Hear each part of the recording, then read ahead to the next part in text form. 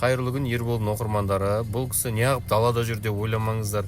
Гос номерін жатқа білмейді. Мына жерде QR-мен төледік. Енді гос номерімді айтып жібересіз ба дейді. Барып қарап келіңіз дедім. Отырыңыз, таптыңыз ба гос номеріңізді?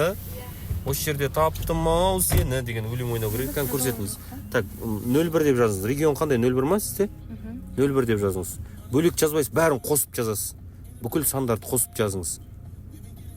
01 дегенде қосып жазыңыз. Ана 690 мен ненің арасын қосыңыз. Болды, продолжитті басыңыз енді. Енді оплатить деңіз, 100 теңге. Оплатить деңіз, молодец. Все болды, соткыңызды мұнда қоясаңыз. Оплатить төледіңіз ғой, басылды ғой? Все, енді жүріңіз. R-ға саңыз, сәл артқа жүрейік, оқысын нөмір. Тормоз басамыз. Болды, ашылды. Д-ға саласаңыз, Д-ға. Жүре береміз, кеттік. Спокойно жүре беріңіз. Асықпаймыз. Сәл оңға алып, мына жерге